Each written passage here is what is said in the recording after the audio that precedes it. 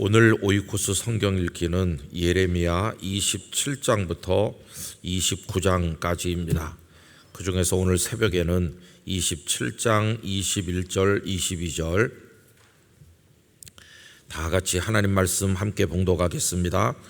만군의 여호와 이스라엘의 하나님께서 여호와의 성전과 유다의 왕의 궁전과 예루살렘에 남아있는 그 기구에 대하여 이와 같이 말씀하셨느니라. 그것들이 바벨론으로 옮겨지고 내가 이것을 돌보는 날까지 거기에 있을 것이니라. 그 후에 내가 그것을 올려와 이곳에 그것들을 되돌려 두리라. 여호와의 말씀이니라. 아멘. 저희 어머니께서는 평생 몸이 약하셨습니다.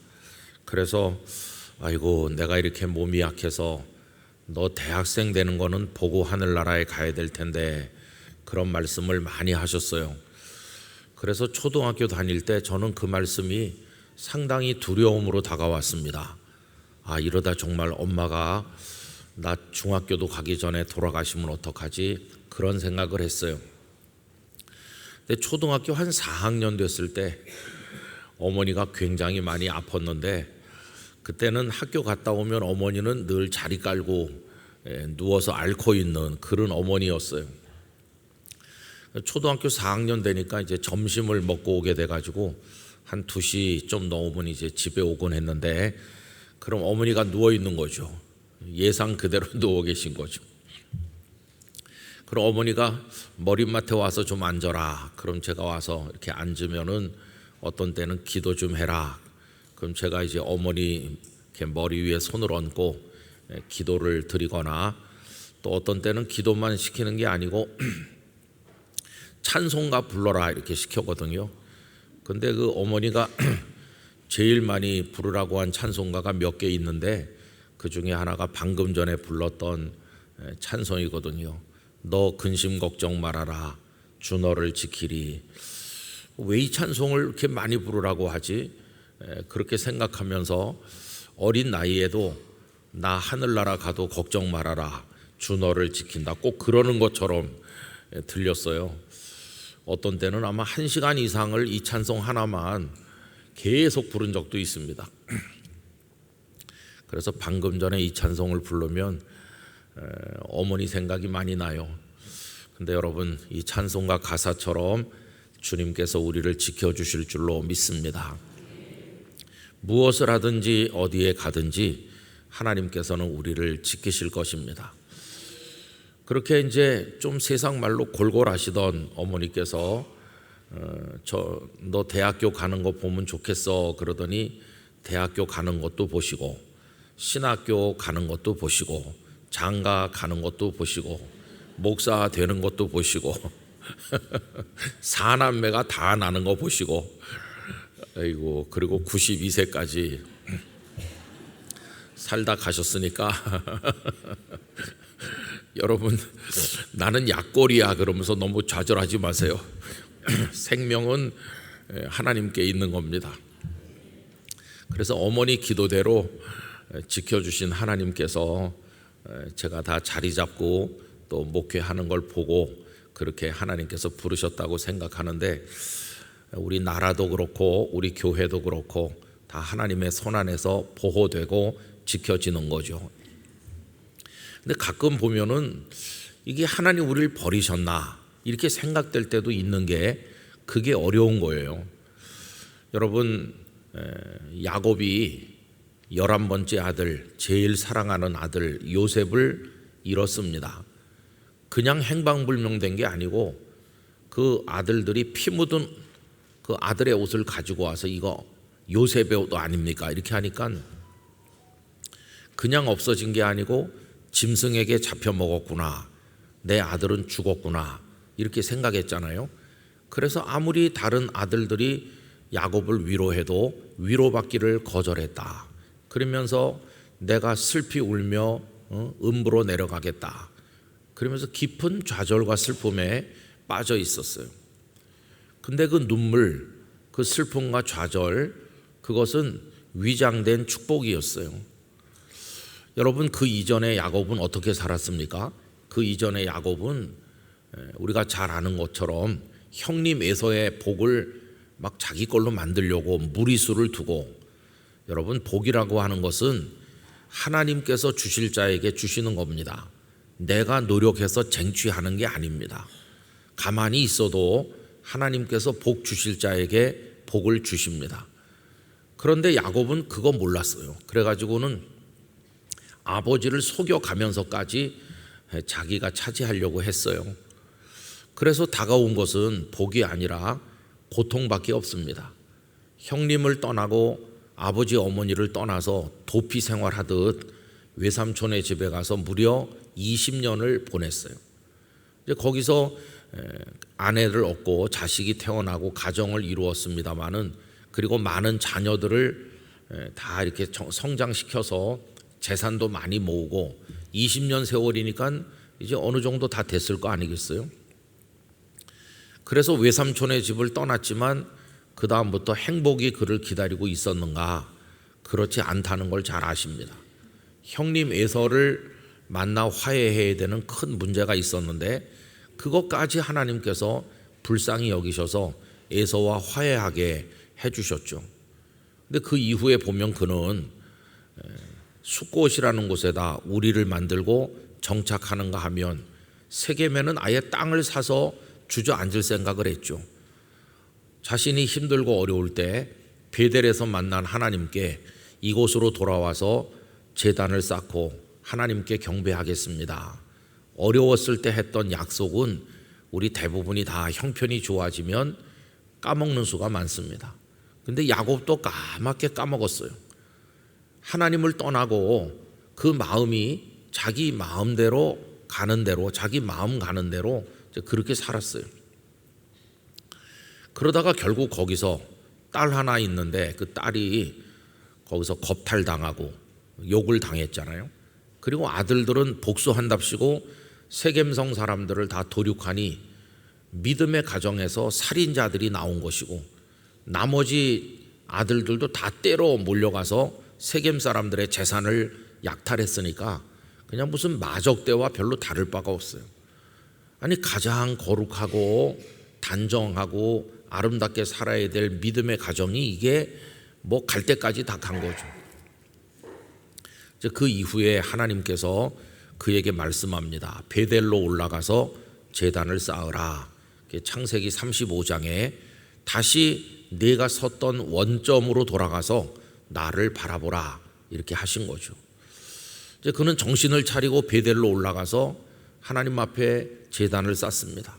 그 베델로 올라가기 전에 그 가족들의 화려하게 치장했던 장신구들, 여러 하나님 보시기에 좋지 않은 것들을 다 파묻고 그리고 떠나서 하나님 앞에 엎드립니다. 그리고 이제 하나님 앞에 바로 살아보려고 이제 결심을 하는 거죠. 그런데 하나님께서 그 길에서 가장 사랑했던 아내 라헬을 이제 데려가시는 거예요, 그죠? 그리고 얼마 후에는 그 요셉이 그렇게 없어졌어요, 요셉이. 그리고 그 다음부터는 슬픔 속에서 살았는데, 여러분 그 시간이 무슨 시간이었을까요?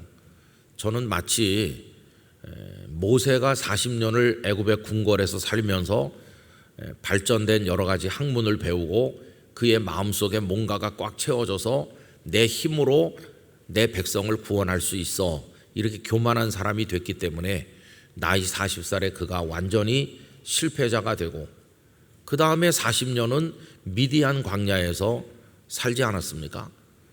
그 뒤에 40년은 그 앞에 40년 동안 잘못됐던 것을 지우는 시간이었다고 생각합니다. 교만으로 채워졌던 것을 비우는 시간 40년이 미디안 광야에서의 40년이었다, 이렇게 생각하거든요.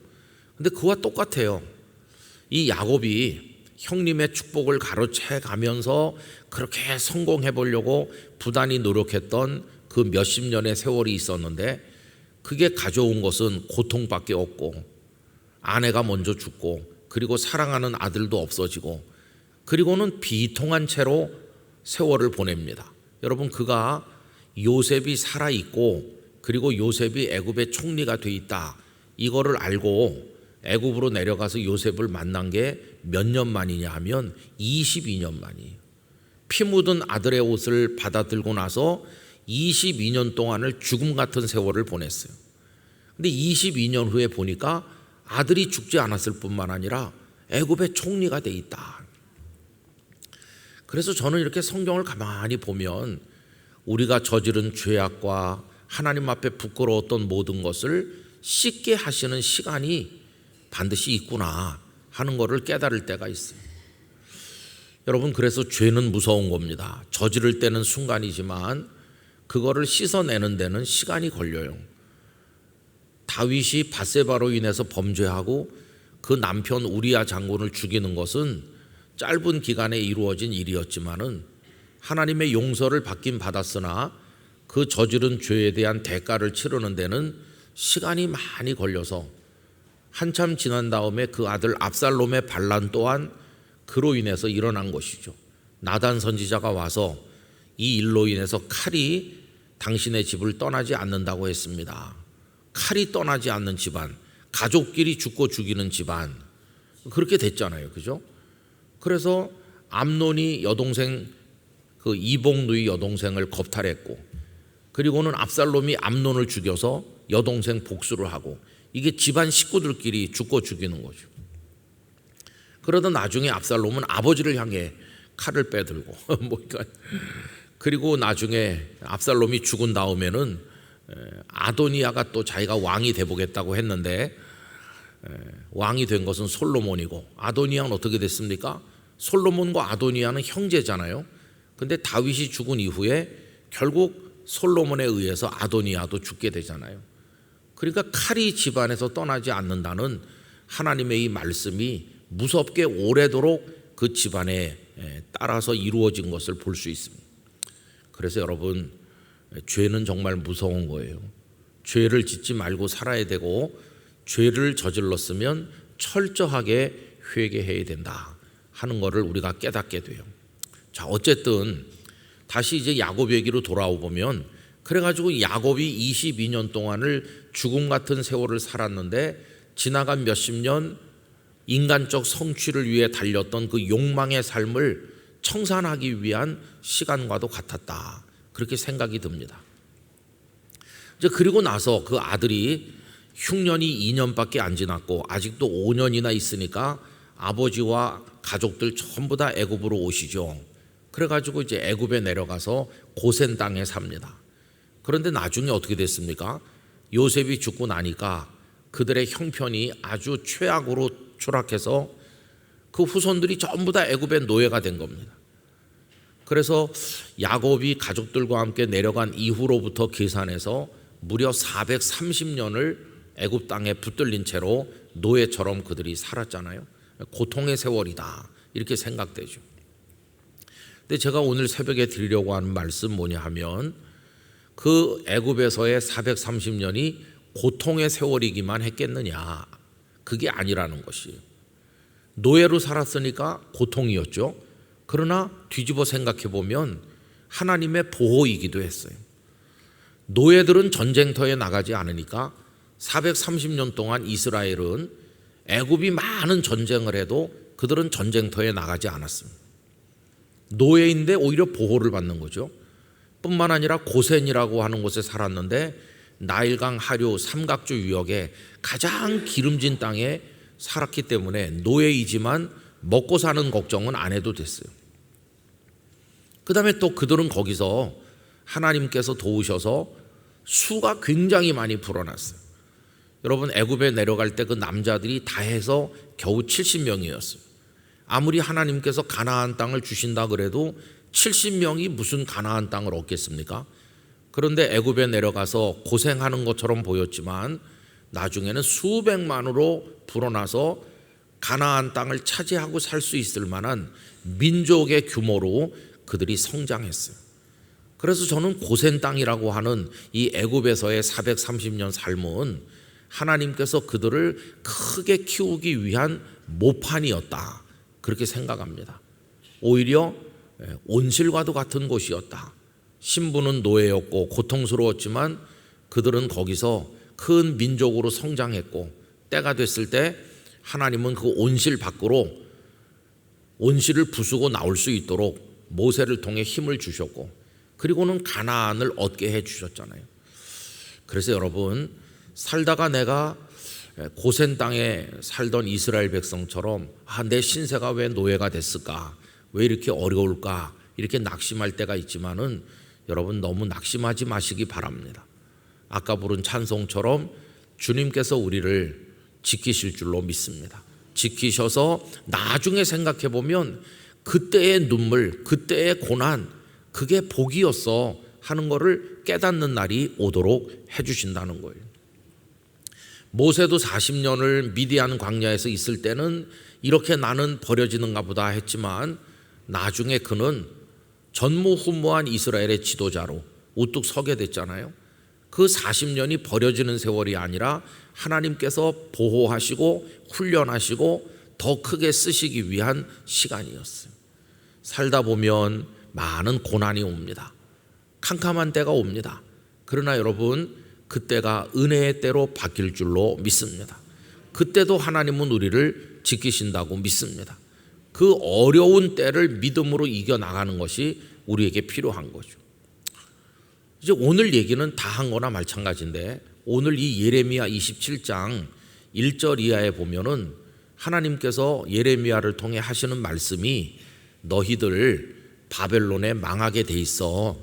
그러니 빨리 바벨론에 차라리 항복하고 느부갓네살 왕 밑에서 살아라, 이렇게 말씀하는 거예요. 27장 1절을 보시면, 유다 왕 요시야의 아들 여호야김이 다스리기 시작할 때, 이렇게 시작하잖아요. 근데 여러분, 거기 여호야김 앞에 1번하고 각주가 붙어 있죠. 밑에 각주에 보시면 뭐라고 되어 있습니까? 시드기야라고 되어 있어요. 요게 여호야김 때 주신 말씀이 아니고 유다의 마지막 왕인 시드기야 때 주신 말씀이거든요. 근데 왜 여기 1절에는 여호야김이라고 되어 있느냐? 아마 이게 잘못 기록된 것으로 보는 거예요. 그래서 여기 주석에 각주에다가 시드기야로 고치는 게 맞다, 이렇게 해놓은 거예요. 왜 그러냐 하면, 이게 시드기야 때라는 얘기가 그 밑에 금방 나옵니다. 2절 보면, 여호와께서 이와 같이 내게 말씀하시되 너는 줄과 멍에를 만들어 네 목에 걸고, 3절에 벌써 나오죠.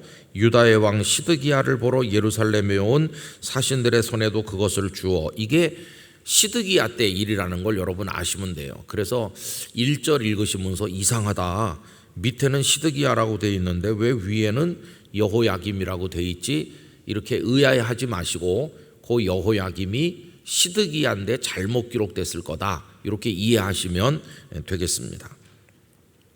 자, 그러면 이제 하나님의 뜻이 뭔가를 한번 볼까요? 뒤로 넘어가셔서 12절 말씀 보십시오. 12절, 내가 이 모든 말씀대로 유다의 왕 시드기야에게 전하여 이르되 왕과 백성은 바벨론 왕의 멍에를 목에 메고 그와 그의 백성을 섬기소서. 느부갓네살에게 항복하라, 그 말이에요. 그러면 어떻게 된다고요? 사실이라. 항복하면 삽니다, 이렇게 말해요. 그런데 백성들이 들을 때는 어떻게 들릴까요? 아니, 끝까지 목숨 걸고 저항해라, 이래야 애국자지, 어떻게 와서 항복합시다 이렇게 말하냐. 이래서 예레미야를 다 미워하는 거예요. 끝까지 저항하고 싸워 이기자고 말해야지, 아니 어떻게 예레미야 저 녀석은 입만 열면 항복하라고 하냐. 그래서 많은 사람들이 예레미야를 미워했어요. 그러나 바벨론은 악행을 저지른 유다를 치시는 하나님의 채찍이었고, 그 채찍을 순순히 받으라는 것입니다. 회개하면서. 그게 이제 예레미야가 전한 말씀이었어요. 그러면서 이제 쭉 하시는 말씀 읽어보시면, 성전에 하나님을 섬길 때 쓰는 온갖 기구들이 있잖아요. 그게 벌써 시드기야 그 앞에 있었던 여호야긴 왕 때 많이 다 바벨론으로 약탈당했어요. 성전에서 하나님을 섬길 때 쓰는 많은 그릇들이 벌써 다 바벨론에 가 있는 겁니다. 그리고 일부가 남아있는데 그 나머지도 다 뺏기게 될 것이다, 그렇게 얘기하는 거예요. 그러면서 이제 오늘 우리가 읽은 묵상 본문인데, 그 빼앗긴 기구들을 하나님께서 바벨론에 잘 보관하고 잘 돌보다가 나중에 다시 예루살렘으로 돌려보낼 거다. 그 얘기가 오늘 읽은 말씀이에요.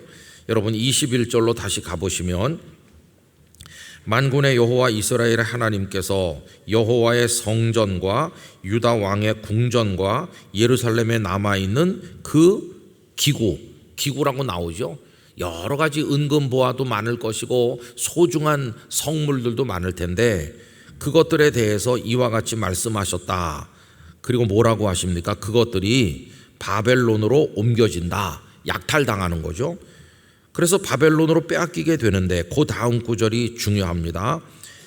내가 이것을 돌보는 날까지 거기에 있을 것이라. 유다 백성들 입장에서 보면 소중한 물건들을 뺏긴 거잖아요. 약탈당한 거잖아요. 근데 하나님은 이걸 약탈당했다고 표현하지 않으시고 뭐라고 표현하십니까? 그것들을 돌본다 이렇게 표현하시는 거예요. 하나님께서 그 거룩한 물건들을 바벨론 땅에 잘 갖다가 보관해 가지고 잘 돌보다가 나중에 다시 돌아오게 해준다. 그 밑에 나오죠. 그 후에 내가 그것을 올려와 이곳에 예루살렘에 그것들을 되돌려 둘 것이다. 그러니까 바벨론에 빼앗겼던 물건들이 빼앗겨서 없어지는 게 아니라 하나님께서 때가 될 때까지 잘 돌보다가 다시 예루살렘으로 돌아오게 할 것이다. 그럼 여러분 이 말씀이 어떻게 이루어졌는지 제가 읽어드리겠습니다. 에스라서 1장 7절 이런 말씀이 나와요. 고레스 왕이 또 여호와의 성전 그릇을 꺼내니 옛적에 느부갓네살이 예루살렘에서 옮겨다가 자기 신들의 신당에 두었던 것이라. 바사왕 고레스가 창고지기 미드르닷에게 명령하여 그 그릇들을 꺼내어 세워서 유다 총독 세스바살에게 넘겨주니 그 수는 금 접시가 30개요 은 접시가 1000개요 이렇게 쭉 나오죠. 그리고 11절 금은 그릇이 모두 5400개라. 사로잡힌 자를 바벨론에서 예루살렘으로 데리고 갈 때에 세스바살이 그 그릇들을 다 가지고 갔더라. 그러니까 예레미야 때 그 기물들을 하나님께서 돌보시다가 다시 이쪽으로 돌려보낼 거라고 하던 말씀이 고레스 왕 때 와서 딱 이루어지는 거예요. 여러분 여기는 은금 보화로 만든 기구들 얘기를 했지만 이 기구가 기구만이 아닙니다. 사람도 그래요. 사람. 바벨론의 포로가 돼서 끌려간 거는 멸망한 걸로 생각되죠. 근데 사실은 하나님께서 그것을 보호하신 것이었어요. 여기 돌본다는 말씀은 파카드라는 히브리어 단어인데 하나님께서 세밀하게 하나하나 세신다 그런 뜻이에요. 여러분 마치 깨알을 바닥에 쫙 쏟아놓고 이거 몇 개인지 세봐라. 그러면은 그 깨알을 정확히 세려면 하나를 이렇게 세야 될 거 아니겠어요? 바로 그런 마음이 그게 파카드입니다. 하나님께서 우리를 대하시는 방법은 하나하나 소중하게 그렇게 헤아리듯이 우리를 지키시고 보호하신다는 거예요. 여러분 이 사람들이 예루살렘 성전이 무너지고 포로로 끌려갔는데 그래서 다 흐지부지 되고 없어진 게 아니에요. 오히려 예루살렘 성전이 건재하고 거기서 왕들과 함께 살 때는 타락하고 부패하고 엉망진창이었어요. 성전 안에 우상을 세워서 하나님께 한번 제사하고 우상에게 또 제사하고 이렇게 타락했어요. 그런데 바벨론에 가니까 성전도 없고 아무것도 없잖아요. 그래서 거기서 생긴 게 뭡니까? 이제는 말씀을 중심으로 형식적인 종교가 아니라 마음의 신앙을 하나님 앞에 드리자. 그래서 그들은 3, 4, 5 모여서 말씀을 읽고 눈물로 기도하면서 하나님 앞에 엎드렸는데 그게 이제 진짜 신앙이 회복된 거예요. 진짜 신앙, 마음의 신앙. 그걸 대표하는 사람이 누굽니까? 나중에 느헤미야 때 예루살렘에 돌아와서 백성들을 모아놓고 말씀을 가르친 학사 에스라가 그 대표적인 인물이잖아요. 그래서 생긴 게 회당이 생긴 거죠. 회당. 모여서 찬양하고 기도하고 제사를 드리진 않지만 말씀을 나누면서 하나님 앞에 기도하는 그 회당이 생겼어요. 그러니까 바벨론에 머물렀던 시간은 무너진 시간이 아니라 회복되는 시간이었고, 신앙이 다시 재건되는 시간이었고, 그들이 예루살렘에 와서 예루살렘의 신앙도 다시 재건하는 그런 이야기가 에스라서에도 느헤미야서에도 나오는 것을 볼 수 있습니다. 그래서 여러분, 오늘 말씀을 좀 길게 드렸는데 성경을 쭉 읽어보시면요, 고난, 그리고 다 무너지는 거, 희망이 없는 것 같은 그런 역사들이 곳곳에 있어요. 개인도 그렇고 민족도 그렇고 그래요. 그러나 나중에 보면 그 시간이 있었기 때문에 성숙되었고, 그 시간이 있었기 때문에 회복되었고, 그 시간 덕분에 정화되었고, 그 시간 덕분에 회개하게 됐고, 그 시간 덕분에 생각지 못했던 하나님의 복을 받게 되고, 그런 걸 많이 볼 수 있어요. 저는 우리 영락교회 성도들 중에 지금 무너지는 시간을 맞이하는 분들을 많이 봅니다. 그 원인은 다양하지만은, 목사님 제가요 지금 이래요 저래요 그러면서 이런 분 저런 분을 통해서 기도를 부탁하는 게 많거든요. 이분이 견뎌내야 될 텐데, 이 어려운 때가 몇 달 갈지 몇 년 갈지 모르지만 이 때를 이겨야 될 텐데, 근데 저는 늘 기도합니다. 지금은 다 약탈당하고 포로돼서 끌려가는 것 같지만 그 시간 동안에 하나님이 파카드 하신다, 깨알도 헤아리시는 마음으로 다 보고 계시고 세고 계시고 지키고 계시고, 그렇게 어렵지 않았으면 경험하지 못했을 은혜를 하나님은 경험하게 하셔서 다시 일어서게 하실 것이다, 그런 소망을 가지게 되는 것이죠. 그래서 오늘 여기 우리 책자에 보면은 이렇게 제목을 정했어요. 이상한 돌보심이다. 돌보심인데 좀 이상해요. 아프게 만들기도 하시고 힘들게 만들기도 하는데, 그건 하나님의 방치가 아니고 더 섬세하게 돌보시는 거예요. 모세의 미디안 40년 돌보시는 시간인 것이, 요셉을 잃어버리고 울던 22년 야곱의 세월 돌보시는 시간이, 바벨론의 포로로 가 있던 그 시간 하나님이 버린 시간이 아니라 돌보셔서 그들을 새롭게 하기 위한 준비의 시간이었다, 그렇게 생각하는 것이고, 저는 우리 대한민국의 혼란과 남북의 이런 아픔, 이런 모든 역사적인 것도 하나님의 돌보시는 시간이라고 믿고 싶습니다. 반드시 우리에게 큰 은혜를 주시기 위해서 오늘 우리가 미디안에 있는 것과도 같고, 이 남북 분단의 고통, 우리의 여러 가지 어려운 문제들이 지금은 슬프고 어렵지만 어느 날 하나님께서 은혜의 빛을 비추는 날이 오게 될 때, 그때 우리 모두는 하나님을 찬양하게 될 줄로 믿습니다. 그래서 여러분, 특별한 그 하나님의 돌보심 속에서 좌절하지 마시고 낭망하지 마시고 여러분의 삶을 지켜나가시기를 간절히 축원합니다. 기도하겠습니다. 아버지 하나님, 하나님 말씀을 읽고 또 읽고 묵상하고 또 묵상하면 하나님의 우리를 돌보시는 방식이 참으로 이상하기도 하고 특별하다는 것을 깨닫습니다. 버려지는가 했더니 오히려 더 큰 사랑을 받는 시간이고, 채찍으로 치시는가 했더니 더 큰 은혜를 주시는 시간임을 깨닫습니다. 주여, 저희들을 돌보시는 하나님이 계심을 믿고 근심하지 않게 하여 주시옵소서. 주 너를 지키리 찬송하며 담대하게 나아가게 하여 주옵소서. 아버지 하나님, 내일은 광복절을 기념하는 주일입니다. 온 성도가 모여 하나님 앞에 영광 돌리게 하시고 우리 성도들의 삶의 모든 내용들을 살펴주시고 일거수일투족 주의 말씀 따라 이루어지게 하여 주옵소서. 오늘 새벽에도 각자가 올리는 기도에 응답해 주시길 원하오며 영원히 찬송받으실 주 예수님의 이름으로 기도하옵나이다. 아멘.